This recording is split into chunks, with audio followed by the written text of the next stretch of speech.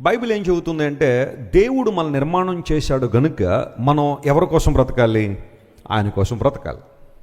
ఒకవేళ మనం సాతాను ద్వారా చేయబడి ఉంటే సాతాను కోసం బ్రతికేవాళ్ళేమో, కానీ దేవుని చేత చేయబడ్డాం కాబట్టి మనం ఎవరి కోసం బ్రతకాలి? దేవుని కోసం బ్రతకాలి, ఆయన కోసం జీవించాలనేది బైబిల్ సెలవిస్తున్న మాట. లేఖనాల్లో చక్కని మాట ఉంటుంది, దేవుడు మన హృదయాన్ని నిర్మించాడట.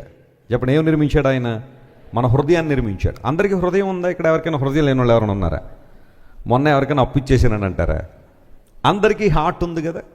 33వ కీర్తన 15వ వచనంలో ఉంటుంది, ఆ మాట ఉంటుంది, దేవుడు మన హృదయములను ఏకరీతిగా నిర్మాణం చేశాడనే మాట అక్కడ రాయబడింది. ఏకరీతిగా అంటే ప్రతి ఒక్కరికి దేవుడు హృదయాన్ని ఇచ్చాడు, ప్రతి ఒక్కరికి దేవుడు హార్ట్ ఇచ్చాడు. గుండె, తెలుగులో హార్ట్ అనే పదాన్ని 2 మాటలతో మనం ట్రాన్స్లేట్ చేయొచ్చు. ఒకటి గుండె, భౌతిక సంబంధమైన గుండె, రక్త ప్రసరణకు ఉపయోగపడే గుండె మనలో ఉంది. At the same time heart అనే పదానికి మరొక ట్రాన్స్లేషన్ ఏంటంటే హృదయము. మన ఎమోషన్స్ అన్నీ కూడా అక్కడే ఉంటాయి, మన ఎమోషన్స్ అన్నీ అక్కడే ఉంటాయి.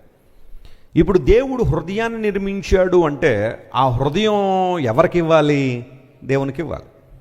ఆ కారణాన్ని బట్టి బైబిల్ సెలవిస్తూ ఉంది, హృదయం అనే తలుపు నొద్ద ఉండి దేవుడు ఏం చేస్తాడంట? తడుతూ ఉన్నాడు. ఎవరైనా నా స్వరం విని తలుపు తీస్తే నేను లోపలికి వస్తానని. దేవుడు హృదయాన్ని నిర్మించాడు గనుక ఈ హృదయంలో దేవుణ్ణి పెట్టుకున్నప్పుడే మన జీవితాలకు సార్థకత.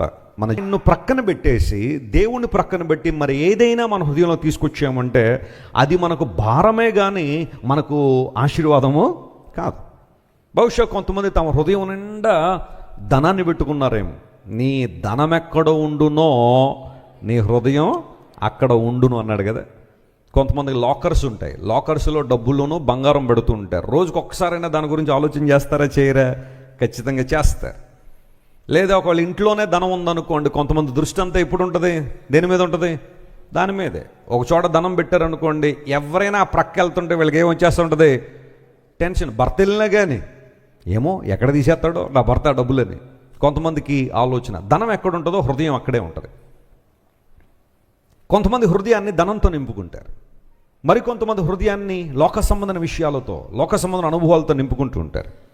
మరికొంతమంది హృదయాన్ని కొంతమంది వ్యక్తులతో నింపుకునే వాళ్ళు ఉంటారేమో.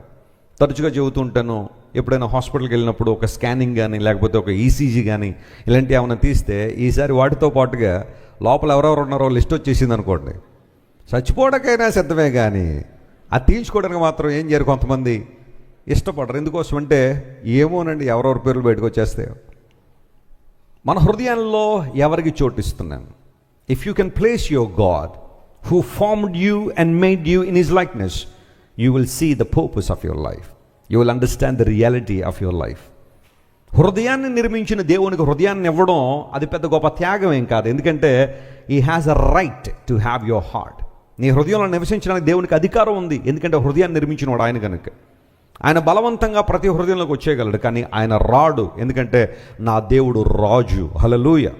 ఆయన గౌరవప్రదమైన దేవుడు. ఆయన బలవంతంగా వచ్చేసేవాడు కాదు. నేను నిర్మాణం చేశాను కాబట్టి నువ్వు అవునన్నా కాదన్న హృదయంలోకి వచ్చేస్తానని దేవుడు అనేవాడు కాదు.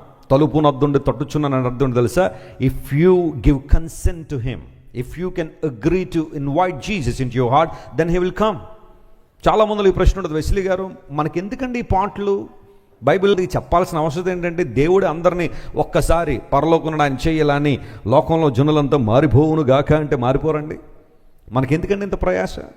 మీకెందుకంటే రోజు ఆ ప్రాంతం ఈ ప్రాంతం తిరిగి ఈ ప్రాంతం ఇంత దేవుని వాక్యాన్ని చెప్పాల్సిన పరిస్థితి? మేమందరం ఏమో మేము సంపాదించిన ధనాన్ని ఎంతో కొంత దేవుని సేవకు ఎందుకు ఇవ్వాల్సిన పరిస్థితి ఉంది? దేవుడే కనుక పైనుండి ప్రజలారా మారిపో.